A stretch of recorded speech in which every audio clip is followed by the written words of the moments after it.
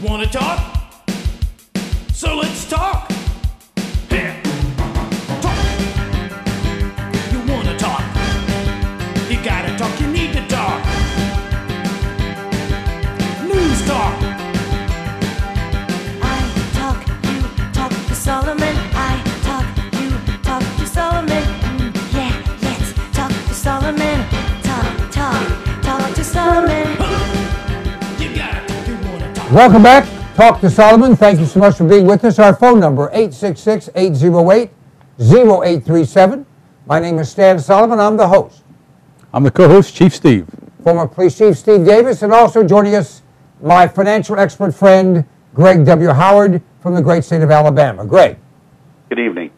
Greg, let us start with, again, the announcement about your show. You're doing a show on Thursday nights. 2-hour show starts when?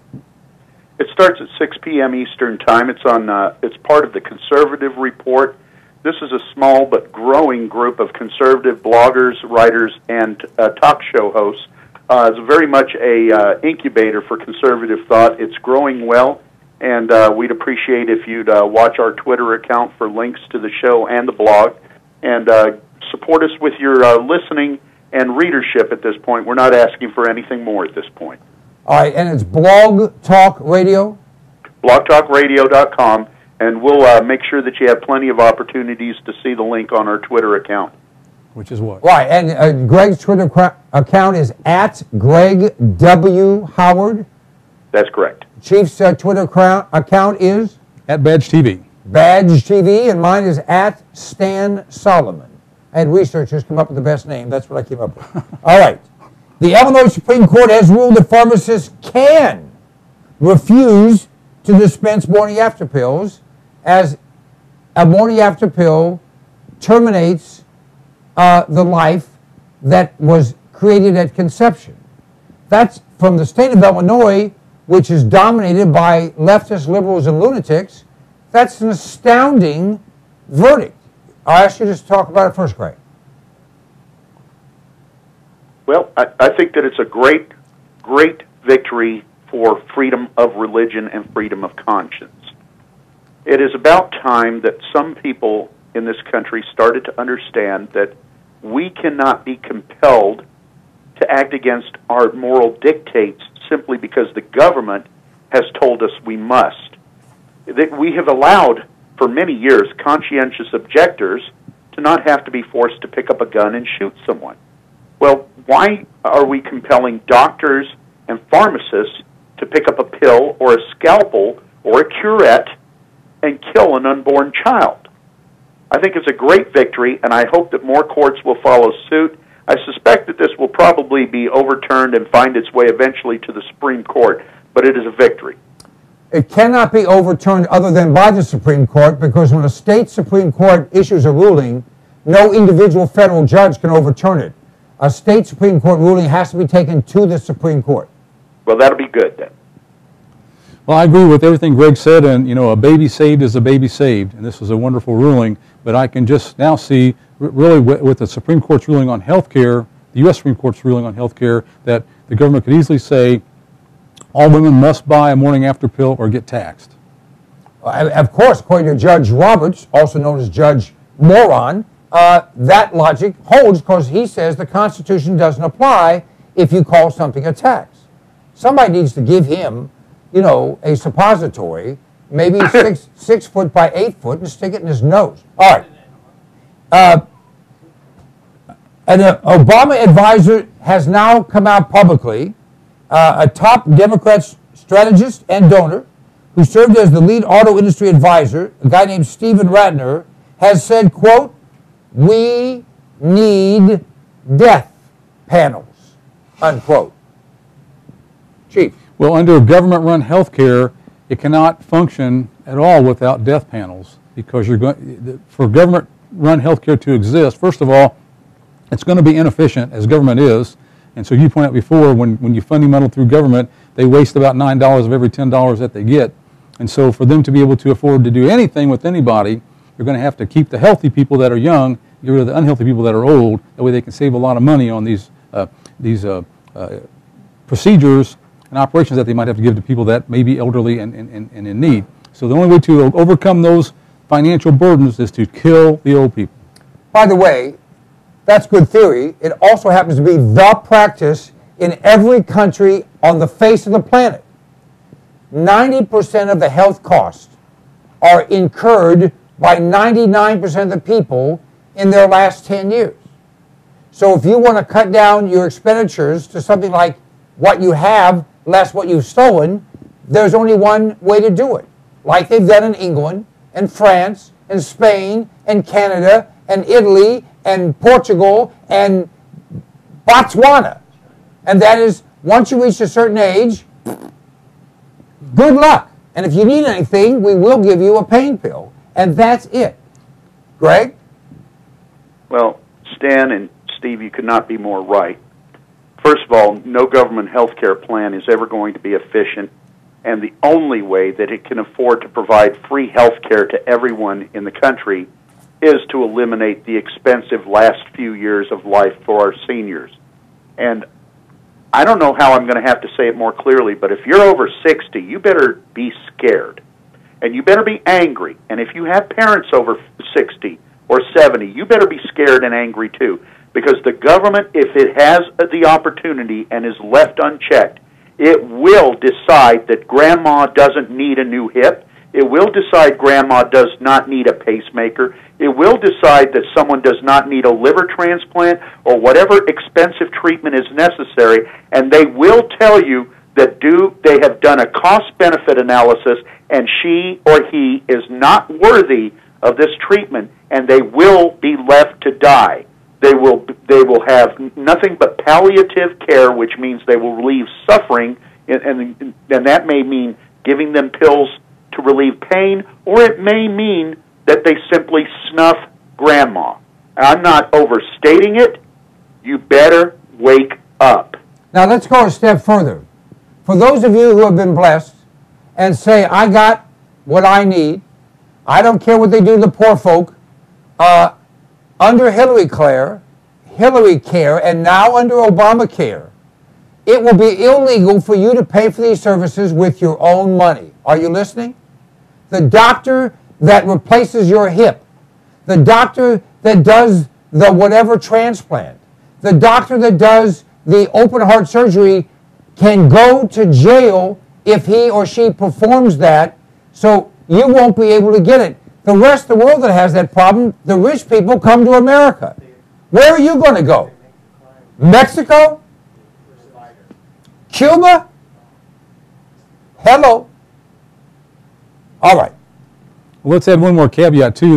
The grandma that Greg was just talking about, who's going to be sent to her death or not get her hip replacement, is an American citizen grandma.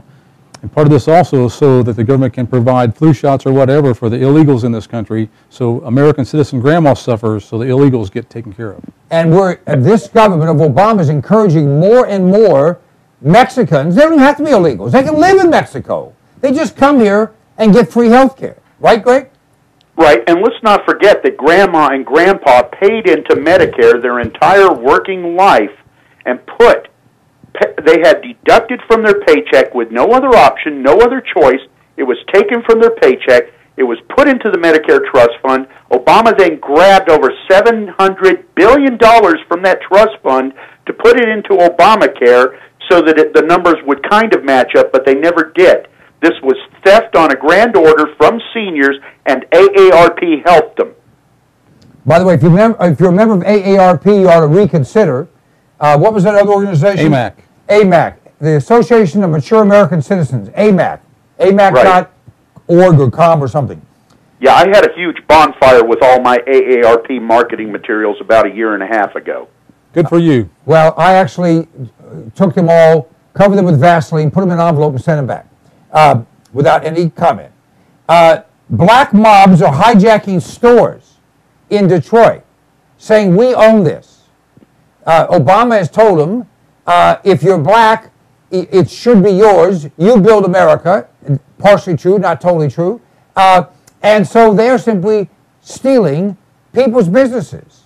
A guy whose business was invaded by a mob of thugs who told him they now own his store. They were going to take what they wanted and do what they wanted. and sell stuff and keep the money, called the police. They showed up 9 hours later and told them to hire security.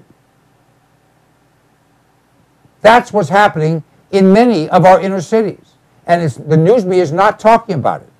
There has been an open revolt by poor minorities against whites and or Asians, where they're just stealing and or killing and or raping and or robbing, and it's being kept very quiet. Anyone want to comment? Sure, I will. First of all, this is a good reason why we should never allow our police to be unionized, because unions can then tell the police what runs to take and what to do when they get there, if they get there at all. But also, Republicans and conservatives need to learn a lesson from the liberals in this, because the liberals have taken over the entertainment industry, education, and the news media. And we complain about it all the time about the news won't ever tell the right story. Well, we need to buy those things back. The Republicans and the conservatives with money need to invest money and buy those businesses back, because all of our children, that's all they're exposed to. They're getting only the liberal slant to the world, the liberal slant to America, and who you mentioned that the message they're getting is, you're the center of the universe, it's all owed to you, just go take it. We had a situation, I'm sorry, Greg, go ahead, please. Absolutely right, and it is chronic, the underreporting of what is going on in the inner cities. There are a couple of websites that are desperately trying to report on all this black violence, and they are being squashed by their editors. They are being squashed by other media. The media does not want you to know about these incidents of stores being taken over and just having their shelves completely cleaned out. They do not want to show this on ABC, NBC, CBS, and even Fox News is not talking about this. This is a serious problem. What is not also being talked about here is there was a woman in that store that was beaten within an inch of death, and nobody's talking about her. The police say that she is very lucky to be alive. Well, yeah, she's lucky to be alive. You showed up 9 hours later. By the way, there's a website called Spot Crime, SPOTCRIME.com, so you can monitor your own neighborhood and make sure that that information is spread around. If nothing else, maybe we can force the authorities to do their job by embarrassment. Speaking of embarrassment, the Veterans Administration spent $700,000 on conferences, much of which was just taking a vacation at public expense, had nothing to do with anything to do with their assigned task. And that's not unusual. Of course, the Obamas do that, and we found this in many of the departments, that our government, under Obama, has figured that, you know, they get to live at our expense, and there's nothing we should be able to say about it. No wonder they're donating to it. Well, being a veteran myself, you know, I have a soft spot in my heart for the Veterans Administration. And here in Indianapolis, the Veterans Hospital is a great facility. I know many veterans that go there for treatment, and they all rave about how good they're treated and how good the treatments are that they get there from the medical staff. But we must remember that the VA is a government agency, and the government agencies are all plagued with inefficiencies and wasting money, which is our tax dollars. So we must, even though it's the VA, and I love the VA, we must stay on top of the VA to make sure these things don't happen. Well, the VA in this area in Alabama is a disgrace. Most of the people in Dothan, Alabama, a town of 75,000 people with a significant veteran population due to a nearby military base, and the fact that Alabama has traditionally, per capita, sent more people into the military than almost nearly any other state. These folks still have to drive 2 to 3 hours to get to the nearest first-level VA facility. It is a disgrace here in Alabama, and when you get to those facilities, you take one look inside and you think you've walked into a hospital and one flew over the cuckoo's nest. It is absolutely disgraceful, and to see the VA spend money like this just burns my blood. Well, the reality is Alabama is a traditionally and reliable red state, and this government is not going to give them any money. Now, obviously, what happened in the Bush administration, they didn't give them any money either to improve their facilities, but they've spent their money where the most votes are, would be my guess. Absolutely right. Now, there's a Dutch abortion vote. I don't know the name of it. Probably they don't have a name, and I can come up with a mean name. But Killers Are Us or something, and they're sending this Dutch abortion boat to a Muslim Arab country, Morocco. I'm not quite sure who's in charge of that boat, but I tweeted, where's a Muslim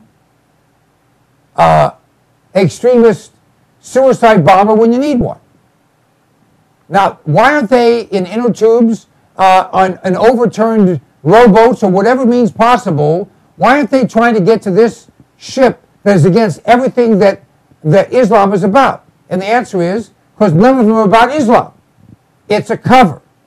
That's my opinion. Yours, Chief? I just think, where's an iceberg when you need one? I'd like to see this ship just go down like the Titanic, but a lot quicker. Yeah, and there's probably several of those, in the Mediterranean. Greg? I think, Stan, you're exactly right. Islam has never really been about the religion of Islam, for whatever extent you can call it a religion. Islam has very strong bans on a number of behaviors, and abortion is one of them. Yet, you find Islamic people supporting Obama here in the United States, Farrakhan and his community, actively support Obama, who is very strongly in favor of abortion. If the Muslims in Morocco and along the African coast there were truly the staunch Muslim people that they say they are, they would be turning that ship away with gunfire, rockets, mortars, or outright sinking the ship. Instead, they are going to be putting people aboard that ship to have abortions. And the hypocrisy of this is the abortions are not going to be done on Moroccan soil. They'll be done a few hundred yards offshore, where they can be done and they can turn their backs on it. And these are supposedly for women's health. No, this is for population control, or to control the population of undesirables, very much like we saw the eugenics movement get started here in the United States under Margaret Sanger. You bring up a point, and let's take that up because we only have a few minutes left. Many people think liberals and their philosophy is to help women. That's, excuse me, that's not true. What liberals want is women to be able to do what men do without consequence. Therefore, they want them to be, as Sandra Fluke, is that her name? As said the Democratic Convention, sluts vote. Well, the philosophy of liberalism is that slut, being a slut, the traditional definition of a slut, promiscuous, having sex without concern about attachment or consequence or quality or class, that's what they want. They want a hedonistic society. Now, the other thing they want, ready? Listen to this. I'll say it respectfully. They want fewer black babies. Because liberals, black and white, presume that black babies will be on welfare and will be criminals, and therefore they want fewer of them. Now, I've said it. Chief, am I right or wrong? You're absolutely right, and it's interesting you mentioned men and women being the same, but in reality, if men abandon their children, they're called deadbeat dads. Women abort their babies, they're called pro-choice. Well, I'm all choked up here, or I'd like to choke someone. All right. Greg, your thoughts? Well, it boils down to this is nothing more than population control. It is nothing more than population control of undesirables. All you have to do is look at the roots of the eugenics movement, the progressive movement against the birth of too many undesirables. This is how Planned Parenthood was started. It preceded Hitler. It came from ideas from England and came into the United States, where we had forced sterilization of folks that we didn't want to reproduce. Well, eventually we grew out of that, but we never got out of the idea of having abortions of too many of the folks that we didn't want too many of. And you're absolutely right. It is a horrible racist statement that we don't want too many of these folks because they're going to end up on welfare anyway. Oh, I don't want this child because what kind of life are they going to have? Let me remind you that the person I'm looking out my office window right now, and it's dark, but I can still see barely what's growing in the field across from me. It is a peanut field. And that peanut field would not be there except for George Washington Carver. He was born a slave, without a father, and he was raised in poverty, and he came up, and he managed to find a way to educate himself through the Tuskegee Institute and other places, and eventually he saved the South by finding out that the peanut could put nitrogen back into the soil that was being bled of all of its value from cotton. And the peanut was not considered a viable crop for anything but food and animal feed until he developed over 150 uses for the peanut. Imagine if George Washington Carver, single mom, was sitting in an inner city right now making that decision whether or not to have him. The South would be dead in 50 years. Well said. A last issue here. In the state of Ohio, a state in which I live, the number of abortions has fallen 12% in the last year. The largest decline in more than 10 years, and down to only 25,000 babies being murdered. Now that's a callous sounding thing because it is callous to say it.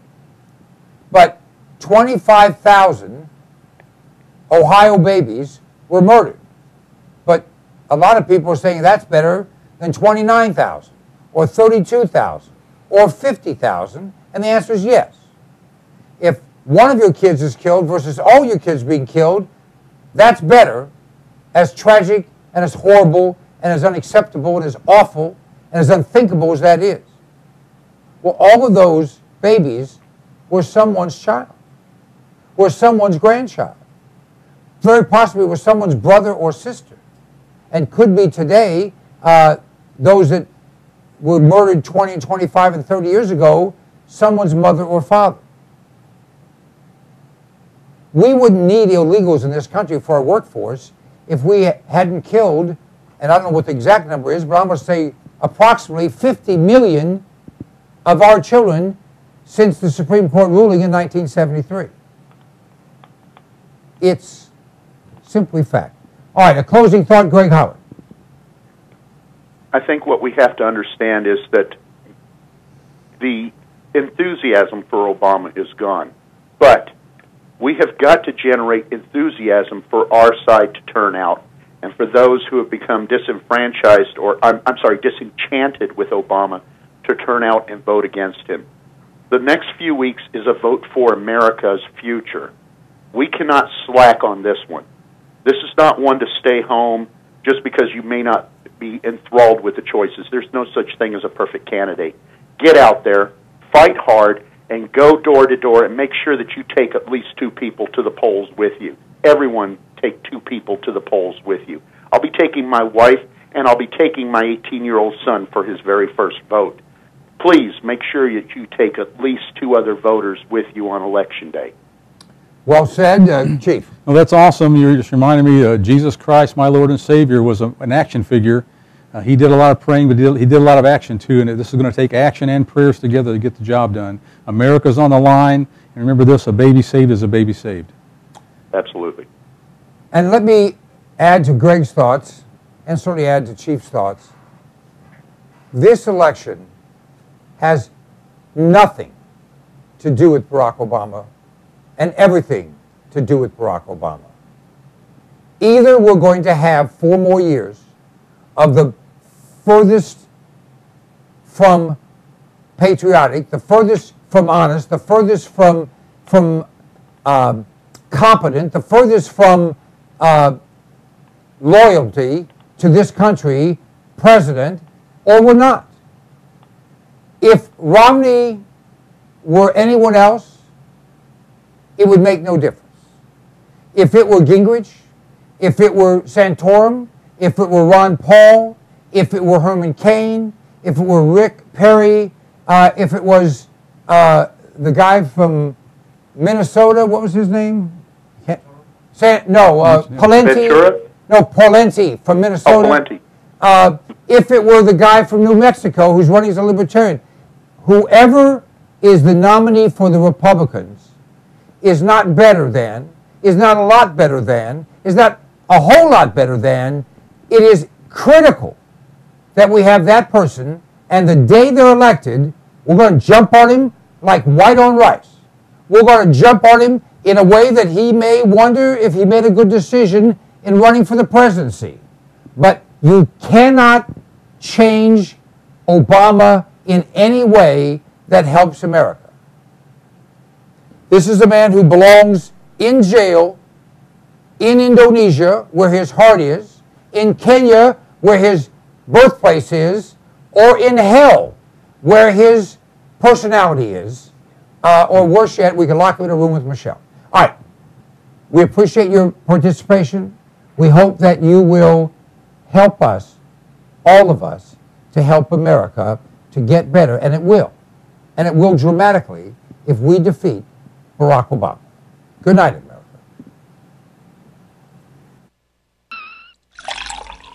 Mm-mm.